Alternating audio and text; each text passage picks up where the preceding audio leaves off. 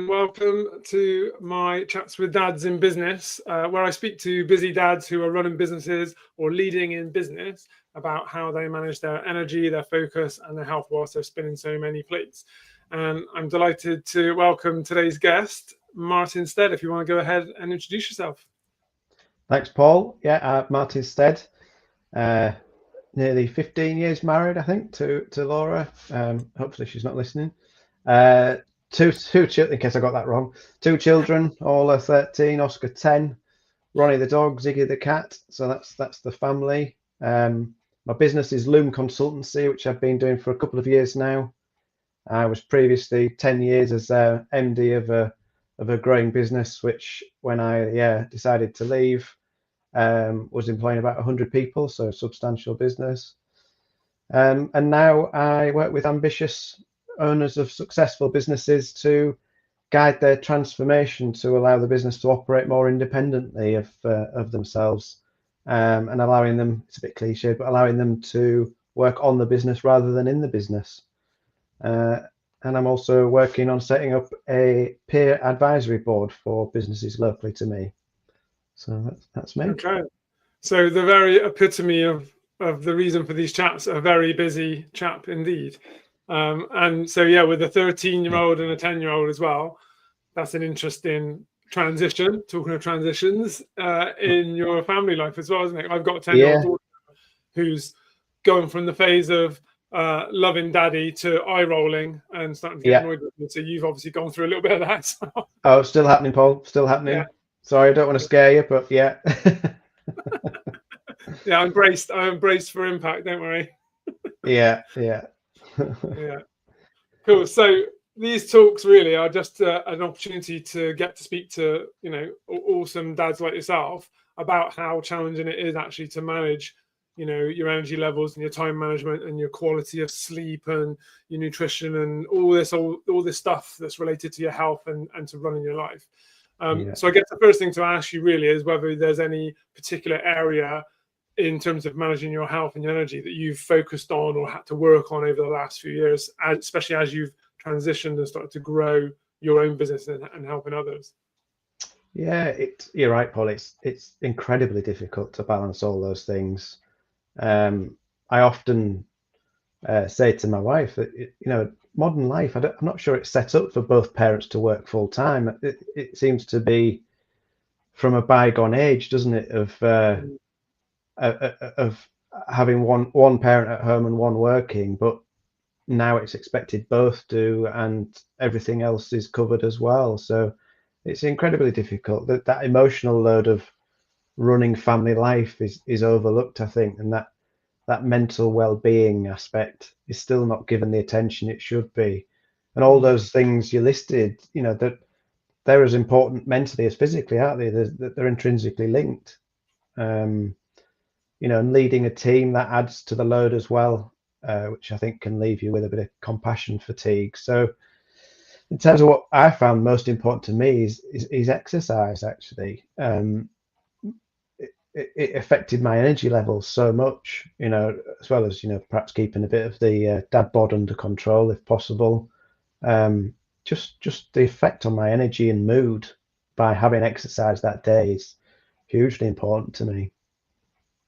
Yeah. And did you always have a kind of exercise routine and regime, or did you adopt it and sort of realize that was actually beneficial to you? Yeah, I mean, I've always been reasonably active, but probably through my 30s into my early 40s, less so. And that's where I realized I needed to do something. And I've dabbled with all sorts of things of, sort of HIIT classes and the gym and a bit of five-a-side football, that sort of thing. And then just before lockdown really, but then through lockdown particularly, I got into a bit of running, just because it's so accessible. Just throw a pair of trainers on and out the door. And for my physical and mental well-being, I found that incredibly effective. And yeah, still do that really now, and try and throw a bit of sort of gym strength type work in there as well. But yeah, running is probably my go-to at the moment. Yeah. Okay. Yeah. I mean, interesting that you mentioned, through your 30s and into your 40s, things like that drop off. That's basically my backstory was exactly the same. When you're younger, I think you've got more natural resilience, natural energy. Obviously, your body's in a bit Yeah, more bounce back ability to it. yeah, yeah, And so, you're busy, you've got sport, you're building your career, there's all these other things going on. When you get into your 30s and 40s, you maybe have started a family, but also you're, knee deep in your career and potentially your business. So yeah, you start, the thing you drop is usually the time associated with your team sport or your normal activities. yeah, Um, then you become a bit more sedentary, you're earning a yeah, bit more money, comfort is available. And our body sort of takes a really weird switch, doesn't it? Where yeah, we're suddenly, a bit more sedentary yeah, and kind of like to rest because we're so busy with our brain and our work, and then we just get yeah, caught in this vicious cycle yeah, almost, and people get yeah. It's stuck. exactly what happened, Paul. Yeah, Yeah, exactly what happened. Yeah, yeah, yeah, yeah. It's interesting. I went through the same exact thing, and I was utilizing two sort of evils really to get through it: caffeine and sort of energy drinks and coffee through the day, and then alcohol and occasional drug use on a night to just rest, and just got myself into a right old pickle. So mm, quite an extreme way mine went. But I know that for a lot of people, that is definitely a pinch point. It's mm, interesting as well. Obviously, the pandemic, as bad as it was, it did actually get people to look at going for a walk, maybe going for a run, starting to do something yeah, like that for themselves. And I think yeah, quite a lot of people actually started a new, physical regime because of that, off the back of that. yeah. I can see that. Yeah, yeah. Yeah. There were some plus points, a few plus points from the There were pandemic. not many, yeah, not many, Not but many. maybe that was something that sort of Yeah, helped people put their shoes on and get outside, that's it. and Yeah, and actually, I remember the summer was particularly good that year as well, it wasn't it? I think we was. actually had a really nice one. So, Yeah, yeah. lots of people socially distanced walking around the local parks and stuff. That's it. Yeah. Cool. And so in terms of the way I work with my clients, usually I work on like four main pillars of health that I like to use. So movement and exercise being one of them. And then there's nutrition, what you feed your body and how that affects you, your sleep and your recovery, and then your mindset, this how you organize what your attitude towards these things is. So, it sounds like you've utilized the sort of physical element and you realize that there's a benefit from that gives you a bit of an energy boost, makes your body feel better, makes your Yeah. mind feel better. So is there anything you can sort of look at in terms of your nutrition habits?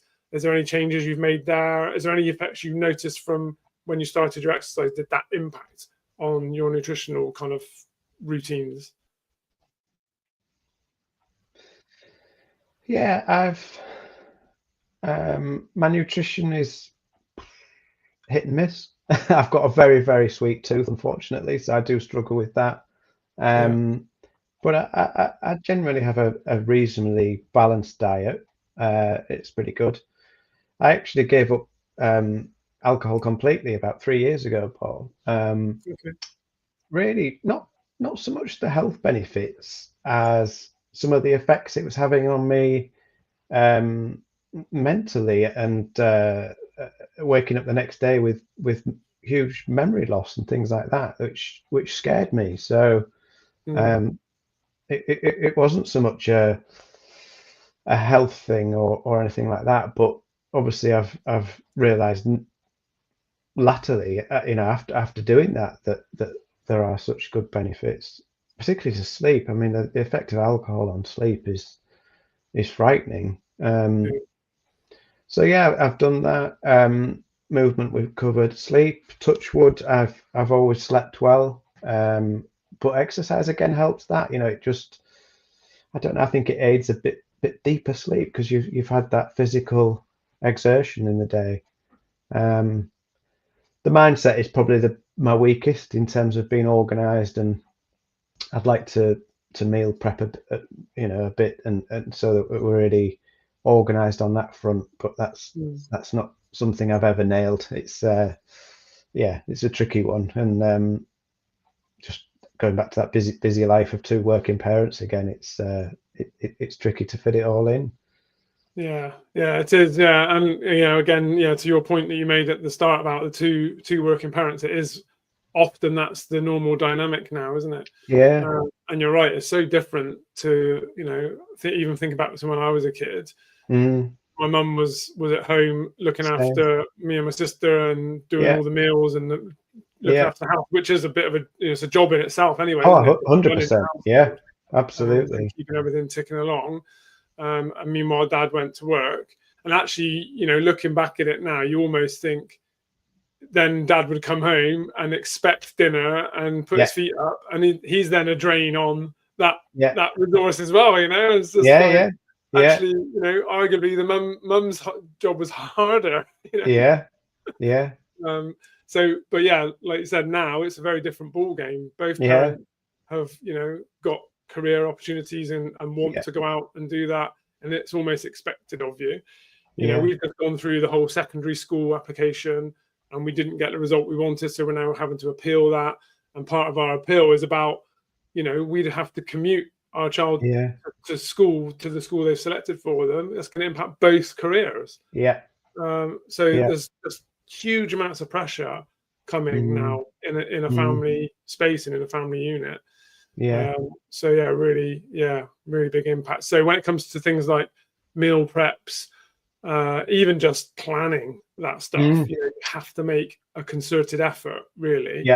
The guys I've worked with who found the best success have put something in place to sit down on a weekend with their partner and plan together the shop, the week, the food, where the bumps are going to be, and bring that into their family planning on a weekly basis and get organised. Otherwise, you've got little hope, really. Because if you just leave it to chance, you will reach for an easy option, which generally speaking won't be the healthiest one and the best for you. So you might get a quick hit of something nice, sweets or fattening or whatever, which you think, oh yeah, that feels good, but it quickly wears off and ultimately doesn't do you any good over the coming hours. Well, this is the problem. So you said there, it feels good. This is the problem with our food environment right now, is that it's been built in such a way that it's a money machine, first and foremost. And so the things they want to sell us are the things that we put in our mouth and are a nice experience for our mouth and our brain and our hormones.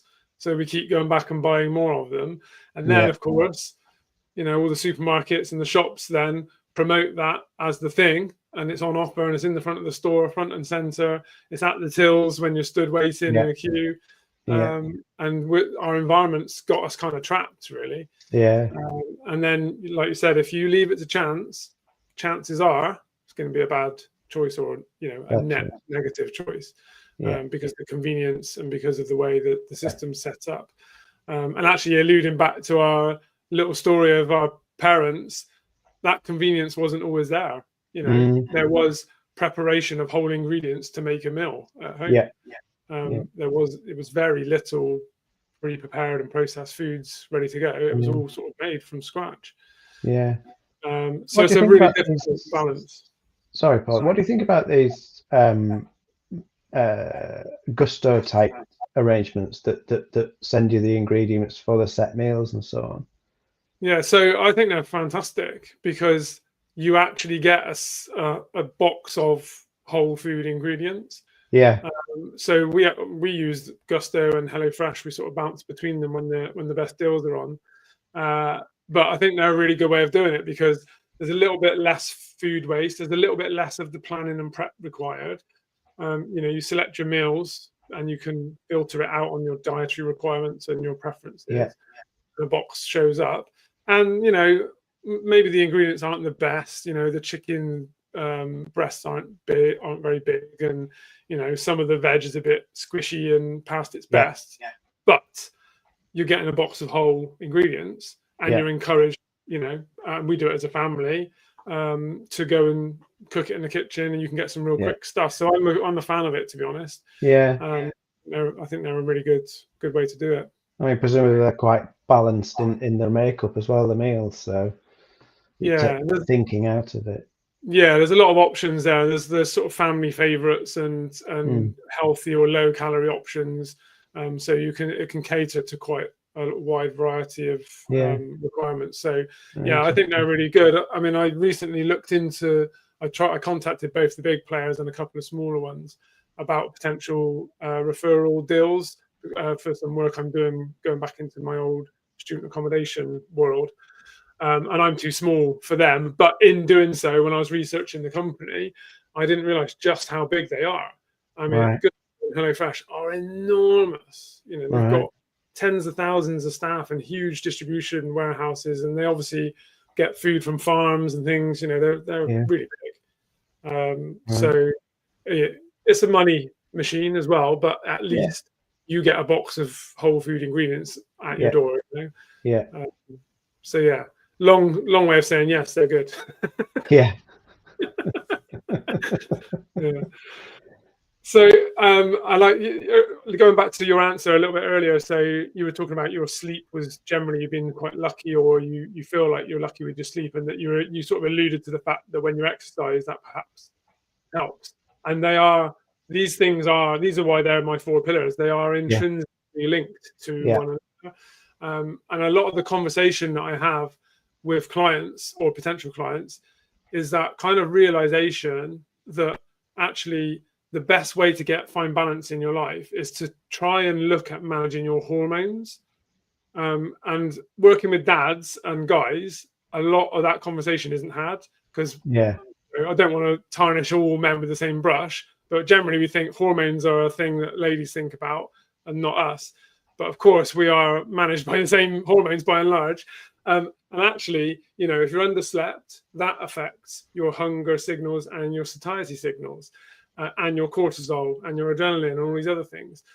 If you're not exercising your body, that changes your hormonal profile in terms of your testosterone levels and how you can use energy in your body and how your metabolism works. So these things are all really linked. And then the foods you ingest can also have a bearing on that output as well. So they're definitely linked. And if you can improve, you know, what I'll often do is look at those four pillars in somebody's life and how they're managing them. And maybe we'll identify one or two that are weak, and maybe we'll work on something specific there. And often all four kind of improve together because they are usually, you know, linked together. Yeah.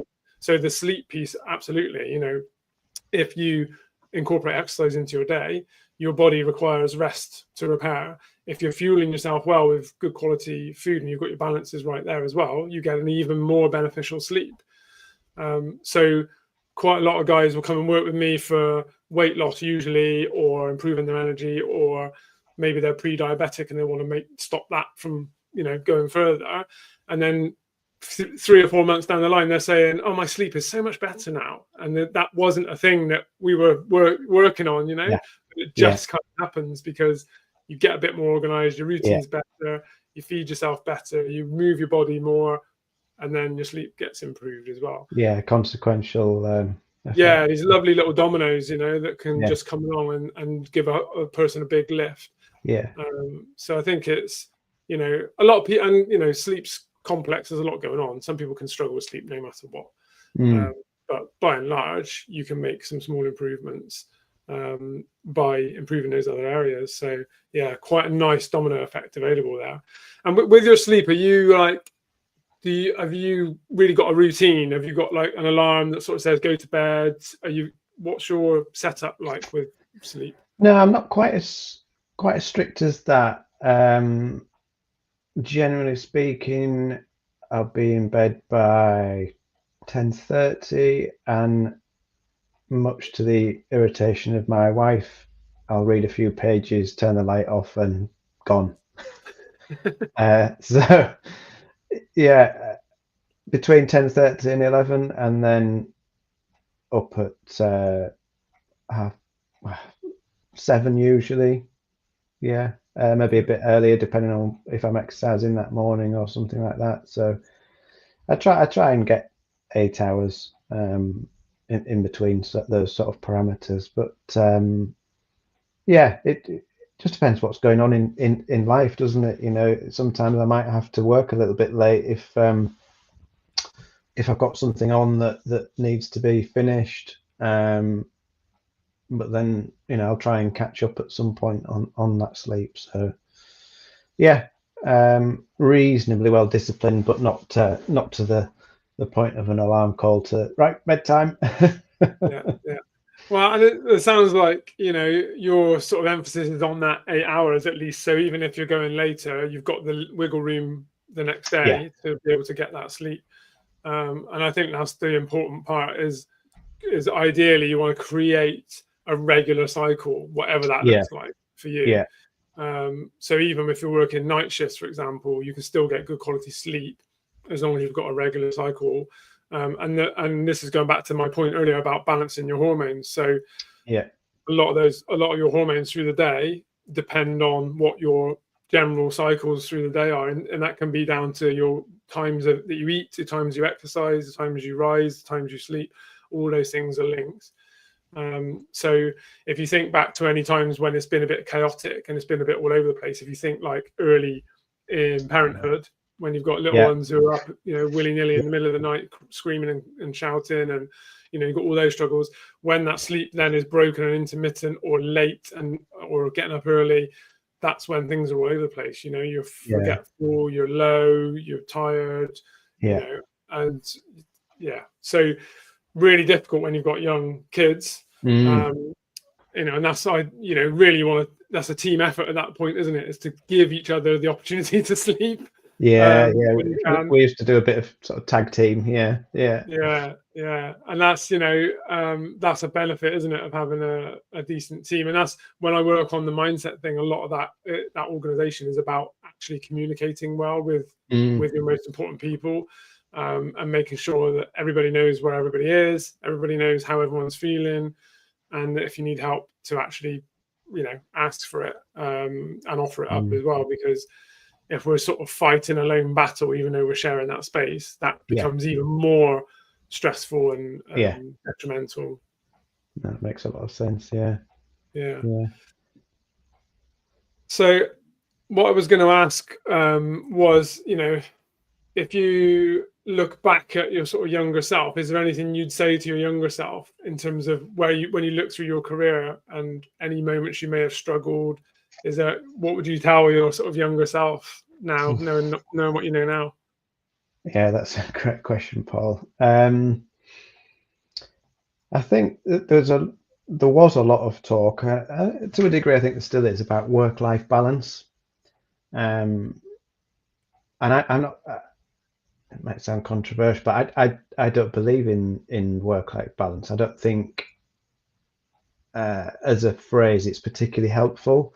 So I prefer to call it work-life harmony, because you've got to find a way that they can fit together, they can coexist, because neither's going to go away. So they've got to fit together and flex as necessary, really, and hopefully that you know, what one can bend and you've not got too much pressure from both at the same time. That's when it can be really tricky. But generally speaking, if they can bend and flex and accommodate each other, I think that's the key thing. And to do that, I think managing and valuing time is critical. I think when you're younger, time seems never ending, doesn't it? You know, think back to at school when you thought time was just going to go on forever.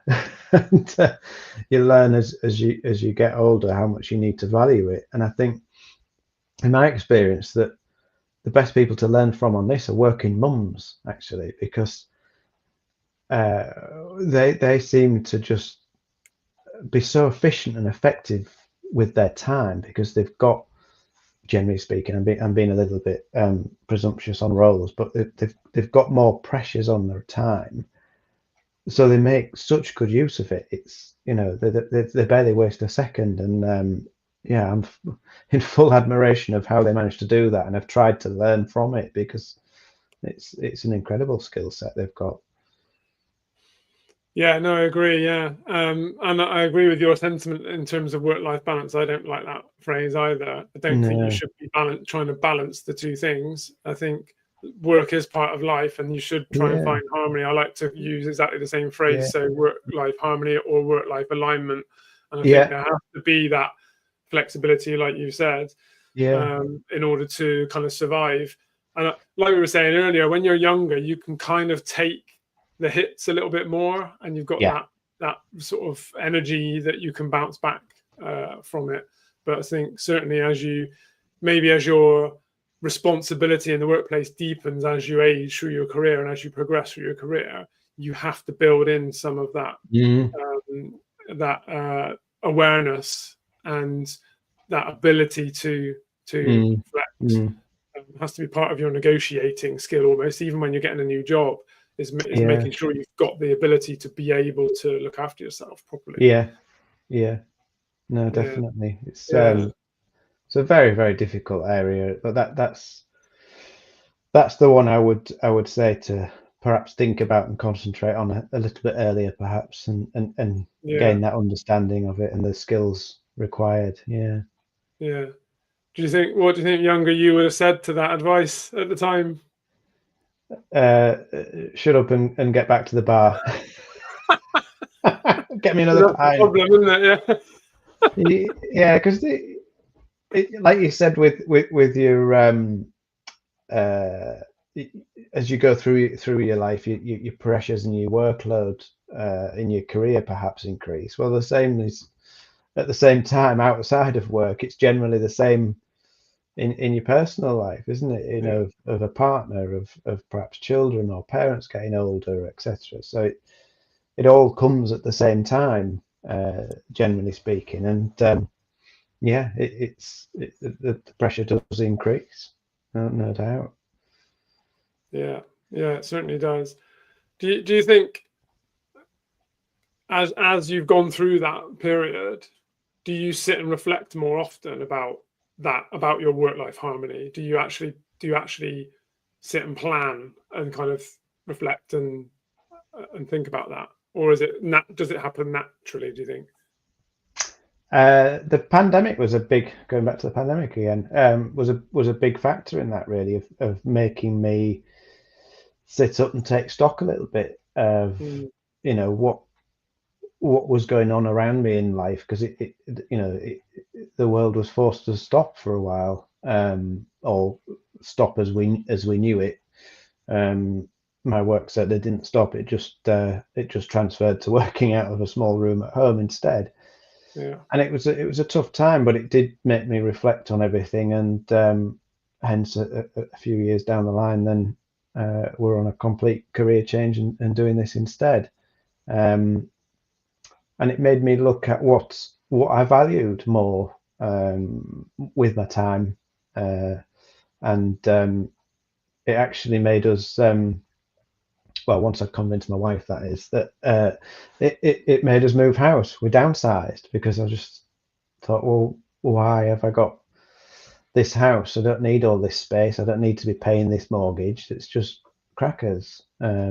Let's value our time more than arguably a status symbol. So yeah, quite a lot of change happened for me. Midlife Yeah. crisis, maybe, I don't know, or somebody else told me it was a spiritual awakening. Yeah, I don't know if I like to call it a midlife crisis. I think it's a midlife realization that you've been on That's the wrong better. path, maybe. I like that. I like that. Yeah, there's Yeah, something about following a path that society thinks we should aspire to, and actually yeah, that's not right for everyone, or maybe you should find your own. yeah. And I think that's where where I was going wrong when I was in my sort of crisis point.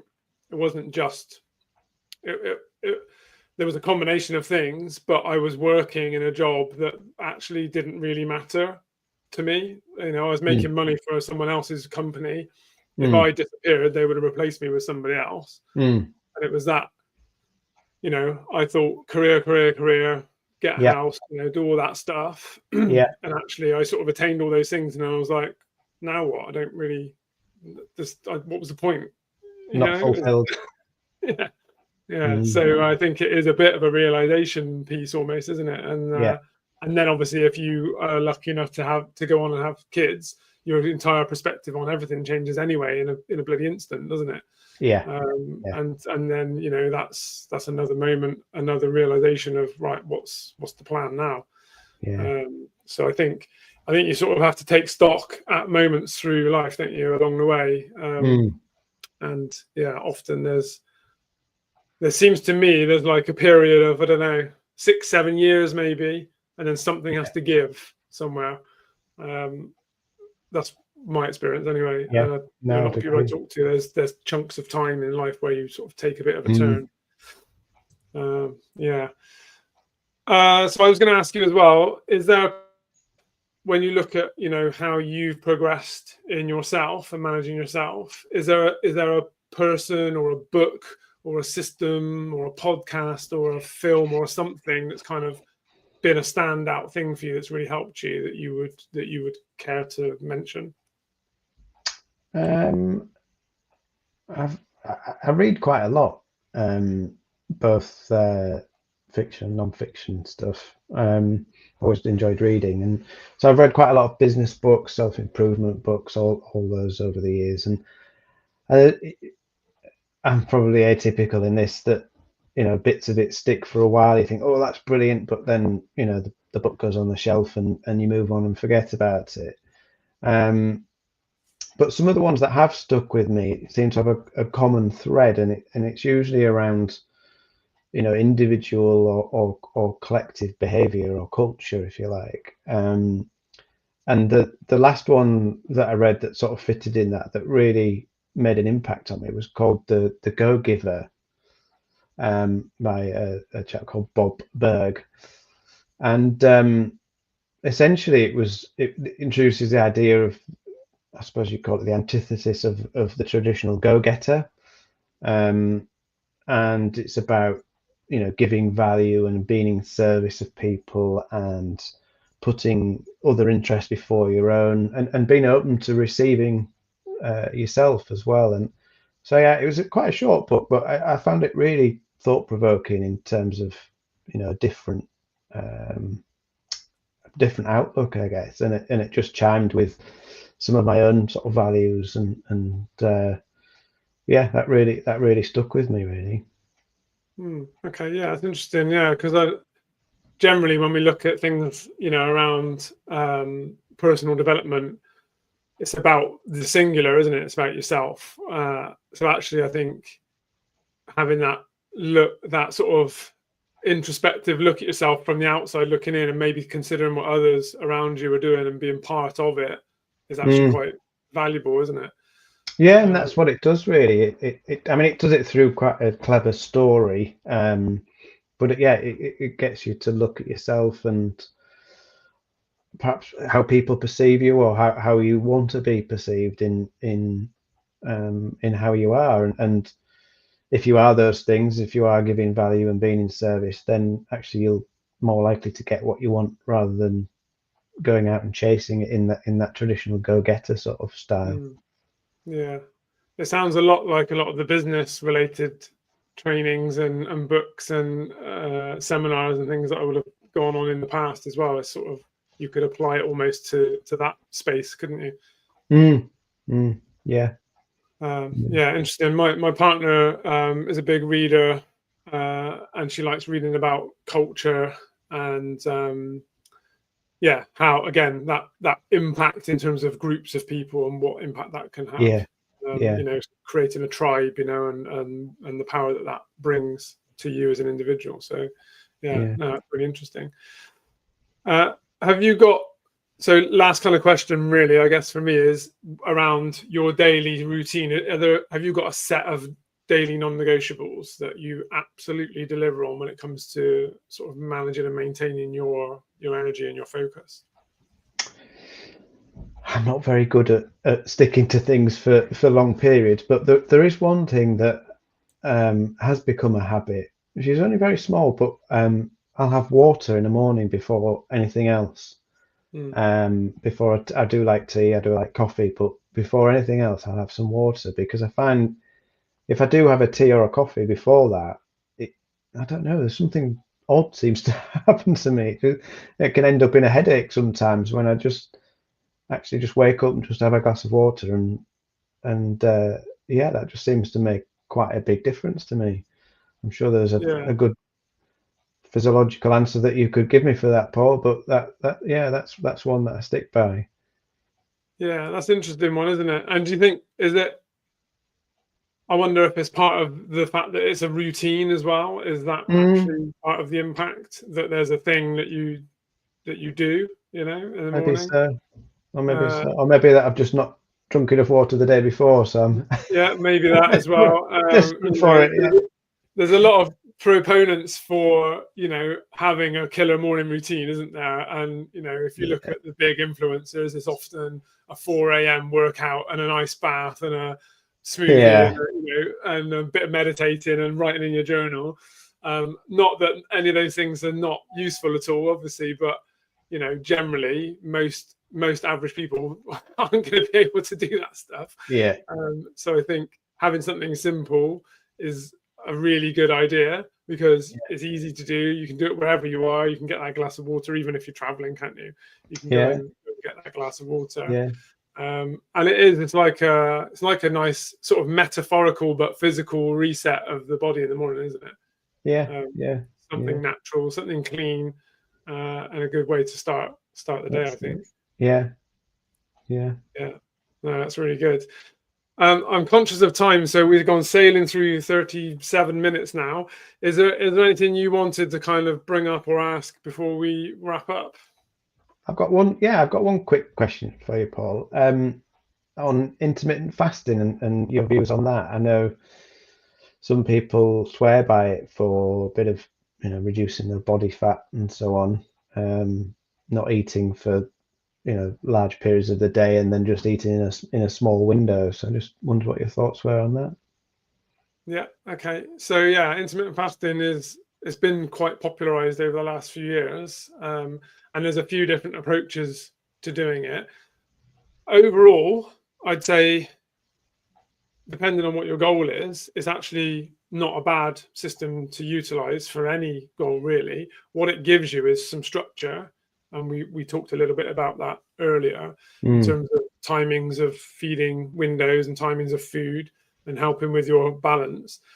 What I would say is that if someone's going to adopt an intermittent fasting regime, is to make it a cyclic routine and make it a part of your normal routine and keep it consistently going for a period of time.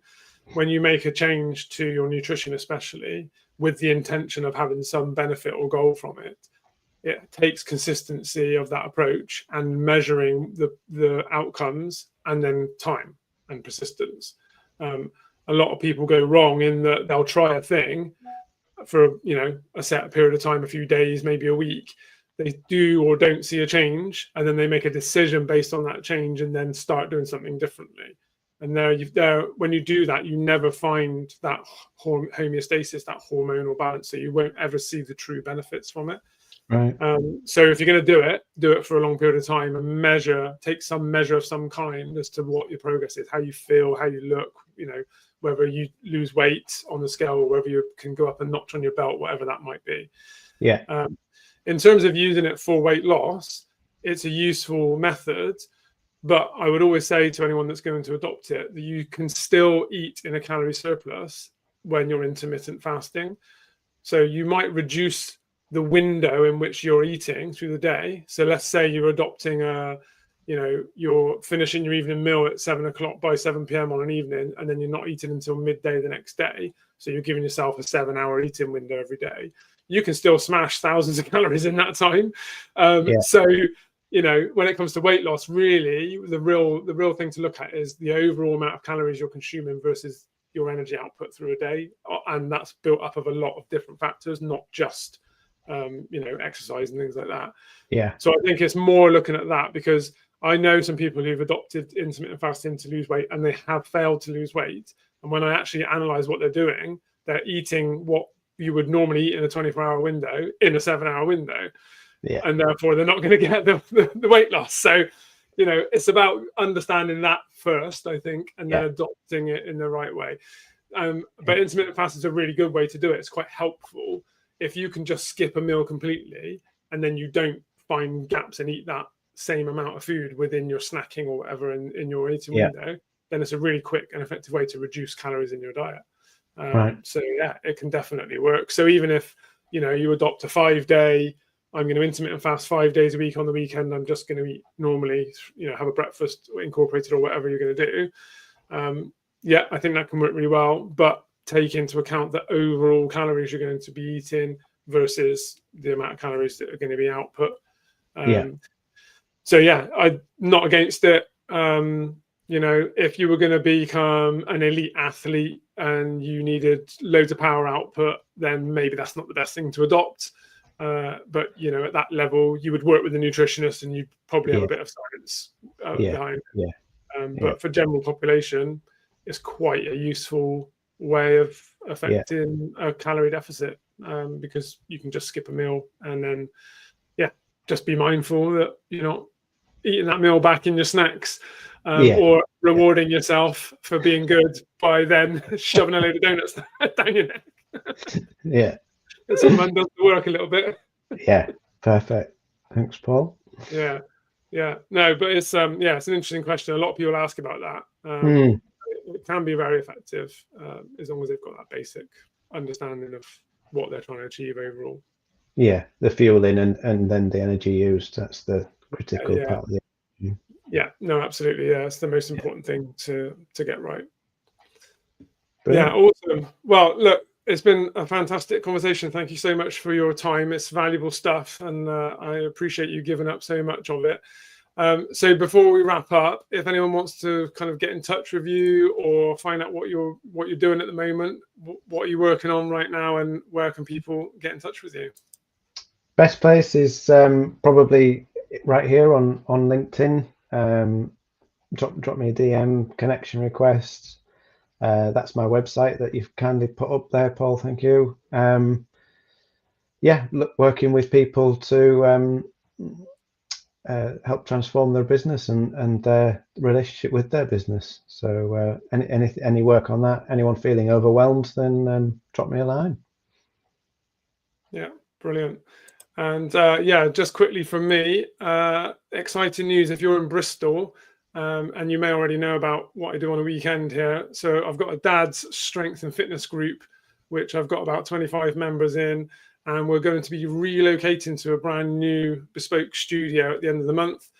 So have a look at the website that's going across the bottom of here, because we're going to be updating that in April, and I've got capacity to take on loads of extra guys in the room. So every Sunday morning, 8:30 and 9:30, every Wednesday morning, 7 a.m. for a midweek boost. And it's a strength-based circuit. So it's not loads of cardio, it's more strength movements. You get a bit of tuition from me on how to lift in a gym. Brilliant group of guys in the room with lots of different body sizes and types and different levels and abilities, and we have a really good laugh as well. And the first session is free, so you can just come along and try it out for free and see if you like it. So have a little look at the website there, and get in touch about that. Fab. Thank you so much once again, Martin, and I'll catch you soon. Cheers.